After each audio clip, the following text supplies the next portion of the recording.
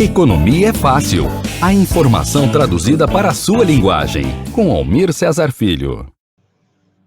Bom, primeiramente é importante a gente se reportar ao que levou ao golpe, né? Nós tínhamos no nosso país um governo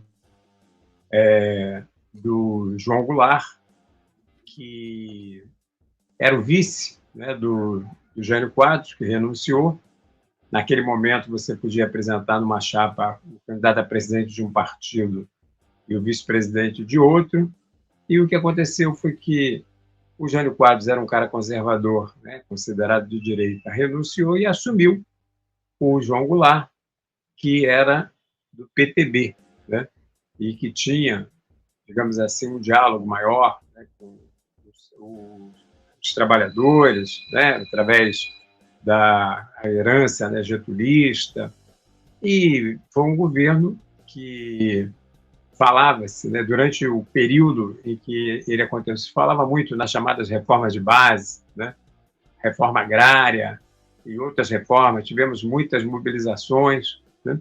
Era um governo burguês, vamos deixar claro, o João Goulart não era socialista, não era comunista, para nada, era um latifundiário gaúcho, né, mas era um governo em que, como tinha esse diálogo, né, com a classe trabalhadora, apesar de que seu compromisso maior era com o empresariado, o grande empresariado, mas tinha esse espaço, havia muitas mobilizações e o marco foi o chamado Comício da Central, né, onde essas reformas de base foram colocadas a alto e bom som pelos trabalhadores da cidade, trabalhadores do campo, né, colocando a questão da reforma agrária, a participação das ligas camponesas, dos sindicatos, e tudo isso uma ebulição que fez com que a burguesia brasileira, juntamente com o imperialismo norte-americano, estavam ressabiados por conta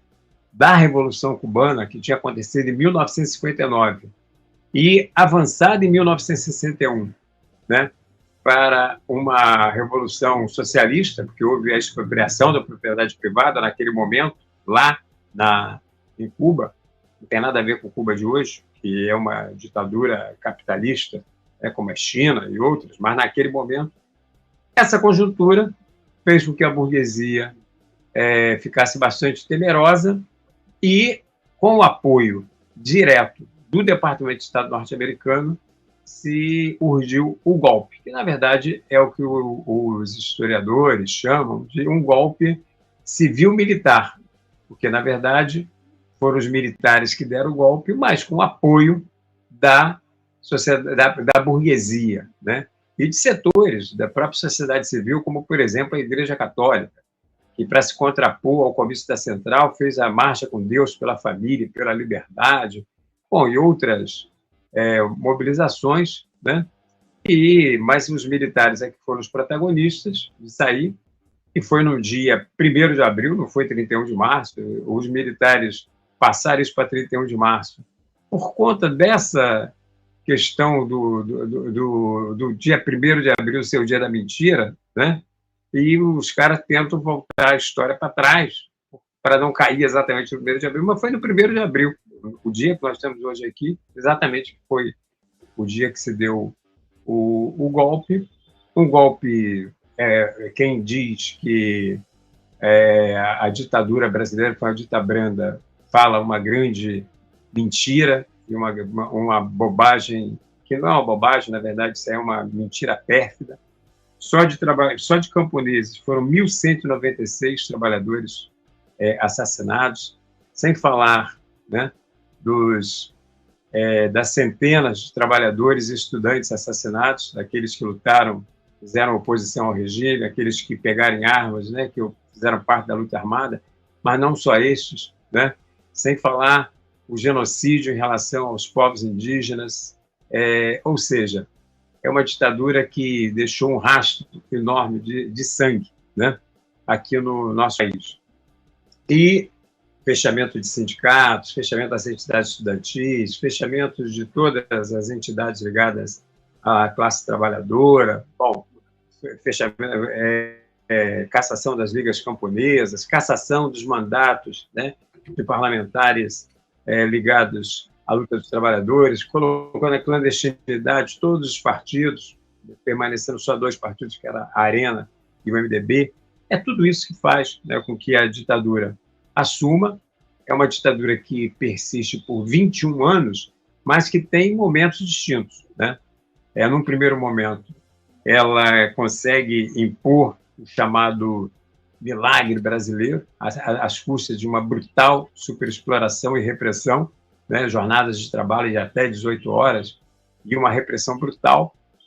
As greves dos trabalhadores foram totalmente sufocadas. Nós tivemos, em 1968, 2 greves operárias importantes, em Contagem e em Osasco, né? Mas duramente reprimidas pela ditadura. E, a partir daí, do AI-5, justamente essas lutas operárias levaram à edição do AI-5, e, a partir daí, houve um recrudescimento total, com a morte de centenas, né, de ativistas ligadas às organizações que faziam a guerrilha urbana e rural, né? Então, nós tivemos muitos e muitos militantes de esquerda assassinados nesse período. Só que, no final, mais ou menos meados da década de 70, o milagre econômico acabou, né? Veio uma crise dos chamados petrodólares, o dinheiro que estava em abundância no mercado, e a ditadura pegava esse dinheiro, né, vindo dos dólares, referente às exportações, e também empréstimos externos. Foi às custas disso, combinado com a superexploração, que ela deu um aquecimento na economia, o que se chamou o milagre brasileiro, e isso acabou, né? E aí começaram a acontecer os protestos, através do movimento da luta contra a carestia, logo aí pelos anos de 1975, 76, e até que a classe trabalhadora entra em cena, em 1978, principalmente com a chamada greve dos braços cruzados do ABC, na Mercedes-Benz, que é onde surge o Lula como uma liderança sindical, né, importante, e a partir daí você tem um ascenso dos trabalhadores. 79, para ter uma noção, várias categorias fizeram greve, inclusive os coveiros, né, de cemitério fizeram greve, uma coisa assim incrível. Foi a minha primeira greve. Eu participei da direção da greve dos bancários aqui do Rio de Janeiro, fui enquadrado na Lei de Segurança Nacional por conta disso. Foi a primeira vez que eu fui enquadrado na Lei de Segurança Nacional. Depois eu viria novamente, porque eu fui preso em 1981, mas junto com o Mancha, como eu já falei aqui no início, mas foi aí em 79, e logo depois veio o ascenso dos trabalhadores, continuou, veio a campanha das diretas, e com isso nós conseguimos derrotar a ditadura. Bom, só para dar alguns legados, né? A concentração de renda, para se ter uma ideia. Em 1960, os ricos detinham 38% da renda. Em 1980, ou seja, já lá nos finais indo para o fim da ditadura, já era 51%. Os pobres, em 1960, detinham 17% da renda. Passaram a deter apenas 12%, né? Uma política de total destruição da Amazônia, com isenção fiscal, desmatamento, né, o projeto Carajás, a própria Transamazônica, muita corrupção, né, através dos projetos faraônicos, como Ponte Rio-Niterói, Itaipu Nacional, usina nuclear de Volta Redonda, onde havia muitas mortes de operários, e essas corrupções e essas mortes não eram denunciadas porque você não tinha imprensa livre, você não tinha o judiciário livre, você não tinha absolutamente nada. Então, elas aconteciam e eram totalmente sufocadas, né, pela ditadura. E aí vem essa história que não tinha corrupção. Tinha, e muito, mais até do que agora, só que não tinha denúncia, e não tinha espaço para você denunciar.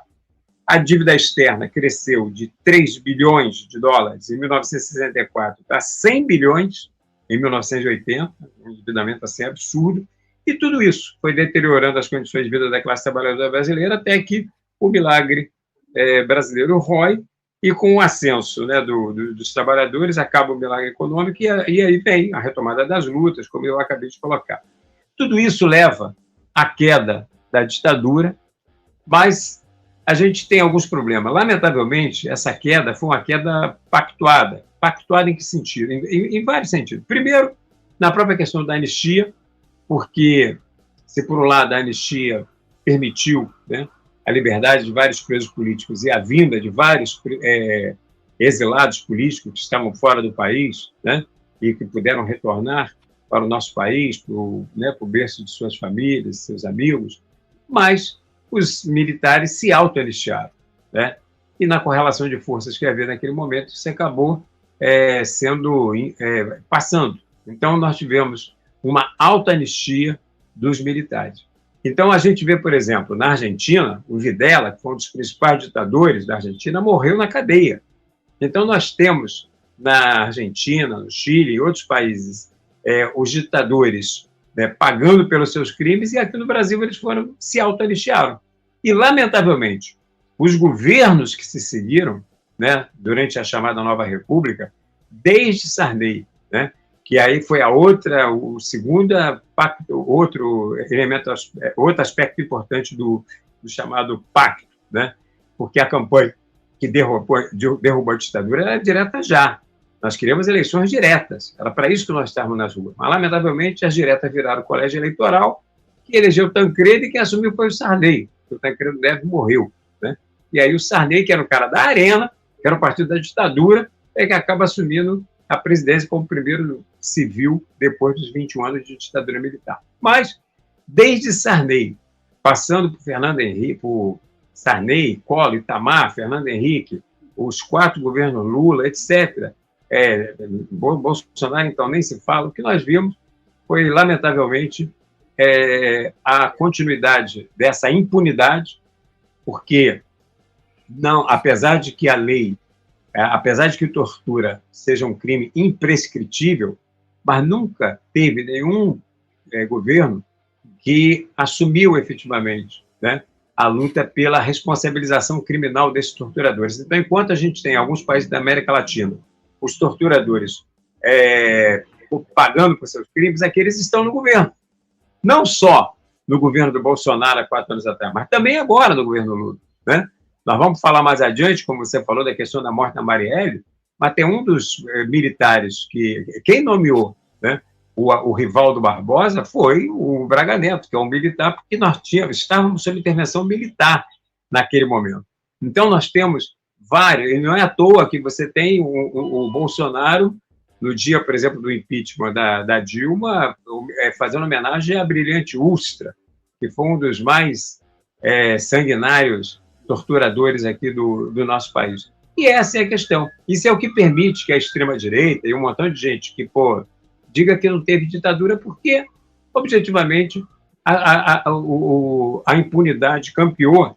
E essa impunidade, né, essa transição pactuada, a doutrina, né, que se estabeleceu da existência de um inimigo interno, é o que prevalece até os dias atuais. É o que faz com que, por exemplo, as PMs, né, nos estados sejam verdadeira máquina de matar pretos e pobres nas periferias, promovendo um verdadeiro genocídio, né, nas favelas e periferias do nosso país em relação ao povo negro, em particular a juventude, envolvida ou não com o tráfico, como eu já coloquei aqui em outras vezes, né?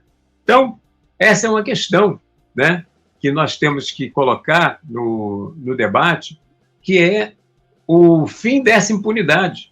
Mas, lamentavelmente, o que a gente vê da parte do governo é uma contemporização, né? Agora mesmo, por ocasião dos 60 anos da ditadura. Acompanhe a programação da Web Rádio Censura Livre no site www.clwebradio.com, no aplicativo exclusivo para ouvir rádio no celular, tablet e Smart TV. A emissora também está no Radiosnet, um dos maiores aplicativos para esta finalidade, na nossa página no Facebook e no canal da emissora no YouTube. Acesse o nosso canal escrevendo youtube.com/c/censura livre, tudo junto. Inscreva-se no canal e acione o sininho para receber as notificações de novos vídeos. Web Rádio Censura Livre, a voz da classe trabalhadora.